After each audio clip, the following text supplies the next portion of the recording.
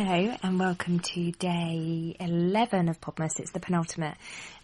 Tomorrow there's a bit of a bonus episode. It's about 25 minutes long, which I hope you'll really enjoy. And I hope you've enjoyed all the episodes so far. Thank you so much for all the support, for tweeting and for leaving me lovely messages on Instagram and Facebook and sharing it. It's been a bit overwhelming. I didn't really expect anyone to listen. So it's been really nice. And I hope that this time next year we'll all be doing Podmas, and I hope I've inspired you to start your own podcast. So on to today's episode. In my Facebook group, which if you want to join it, I'll leave a link in the show notes, or you can just search What She Said podcast in Facebook and then just request to join.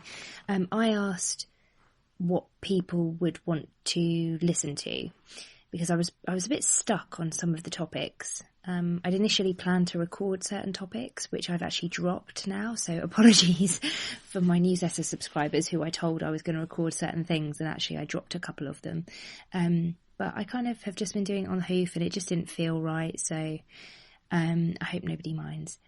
But a couple of things that have come up in the Facebook group has been around coaching and why I recommend it for other people, why I did coaching, and why I'm also a coach to creatives.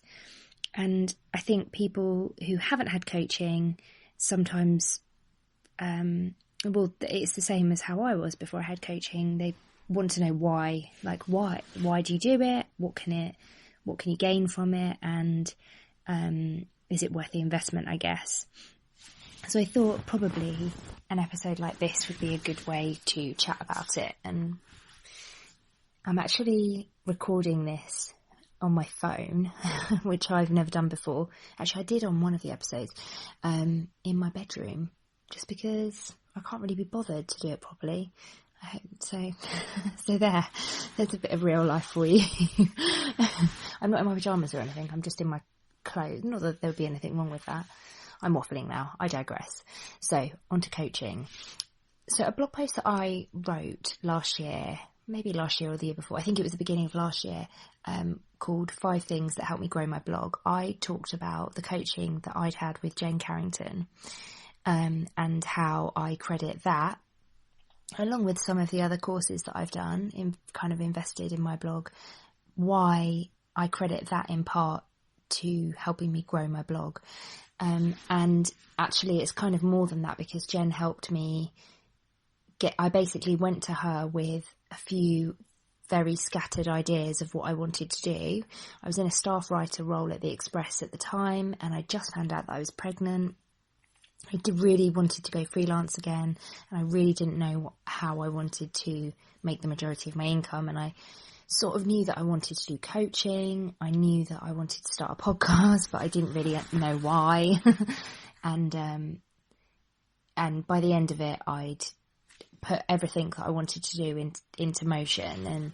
And I'd gone freelance by our second coaching session. And yeah, so, and I guess people want to know how a coach did that. And I think maybe in part the reason that there's a bit of a mystique around coaching is because it's not therapy, it's not consultancy. You know, you're not paying your coach to do it for you, you're not outsourcing anything, but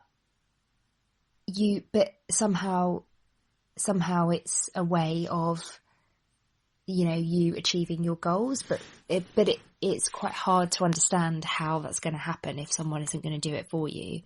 And I guess, I mean, I'm not an expert on this, but I just want to share my experience of why coaching was brilliant and why I would recommend that other people have it too.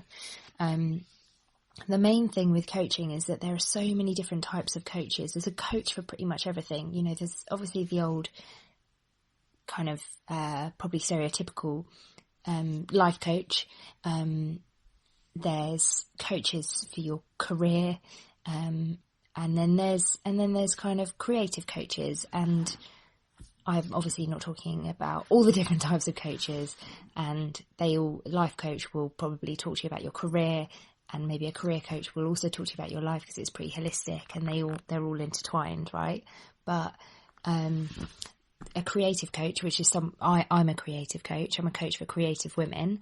The best way I can put it to you is that, everybody, when you're looking for a coach, they'll all offer slightly different packages and different levels of support. And probably in a slightly different style. But the overriding thing, I think, that makes a coach a really good investment in your business is that they bridge the gap between where you are right now and where you want to be. And I was chatting to Kate Ferris, who is a coach and she specifically her speciality is marketing. She's a marketing expert. She was on the podcast last series and she's going to be on the next one as well. She's great. And specifically she focuses on, marketing strategies for your business and helping you achieve them and put them into practice, identify them and put them into practice. And she basically said, your creative coach is going to help you get from where you are right now, where you want to be, and there's just this gap in between. And I noticed I see this come up quite a lot in my Facebook group when I hear other kind of awesome creative women talking about what they do and what they want to do. And also it comes up in clients who approach me, not just official clients who approach me about hiring me, but also I get a lot, maybe 2-3 emails and a few Instagram or Facebook or Twitter messages every single day asking my advice or for help. And I'm not saying that in a big-headed way. It's just because that's my online presence, I guess. I share a lot of that information and that's what I put out there. So of course, if people have questions, they come back and ask me, in the same way that I ask other people who share that type of content online. And there's a real thread that runs through all of these people. And some people are Instagrammers, sometimes they're fledgling bloggers, sometimes they have a small business, a small creative business that they want to get kind of started and get off the ground. Sometimes they are in a full-time job which they just want to leave, and they kind of have an inkling of how they can make money online, but they don't really know how. But the main theme is that they have an idea of what they want their life to be. They know where they are right now, and they don't know how to get to the next step. They don't know how to bridge that gap between the two. Does that make sense? So I don't know why I'm asking the ether, but you can tweet me and tell me, no, that doesn't make sense. So the way that I help people is that I'm fairly practical and fairly goal orientated and action focused.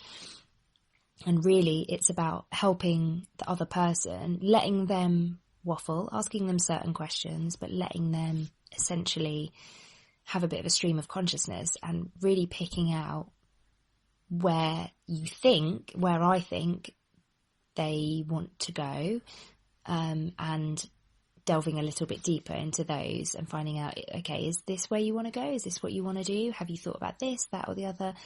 And I guess it's about being a bit of a conduit to action. I guess you could also say I help with accountability, and I'm a bit of an accountability partner, because each time I meet with my client, I will remind them of, I know what their ultimate actions are, their overriding. Basically, it's normally one thing. I want to start a business where I make cards and sell them online, or I want to make 100% of my income through blogging, or I want to earn the same amount as I do in my current full-time office job, but I want to do that through blogging, Instagram, anything online. So I know what the overall focus is, and then within that, we have set actions each week to get them to that point. So each time we meet up, I know the previous week we talked about this, or not even the previous week, because they're more separate than that. The previous month we've talked about X, Y, Z. and checking in and seeing if those things have been done. It's not really checking if they've been done. It's more, how did that go? Did you find that doing this worked? Is there more that we need to explore around that? Often on a creative journey, especially a creative journey where you're changing careers, there's stacks of self-doubt and there's stacks of imposter syndrome. And most of all, I find that because there's so much smoke and mirrors in blogging and in the online world and in kind of creativity, and especially when you're freelancing and you're working from home, like, you just don't know. You have the online world there and you can Google it, but you don't know what's true. You just need, I suppose, a business bestie and you need someone who's there to be a bit of a mirror to what you want and say, okay, I've picked out of that conversation that we've just had that you want to do X, Y, Z, but you really hate doing this. I find that a lot of time people get bogged down in what they think they should be doing because there is so much out there online. There's so much content out there telling you how to do things and why you should be doing this. And the only way to be a successful blogger is to follow this rule. And often the people that come to me have been through that cycle and they still haven't reached a goal that they feel is success for them. And so they want something more. They want something more bespoke. So that's another reason why I found coaching incredible, is that it's completely bespoke to you and your needs. You're not following a cookie cutter pattern that's meant for, the majority of people out there. You're following something that's completely 100% meant for you, with no judgment. With no judgment.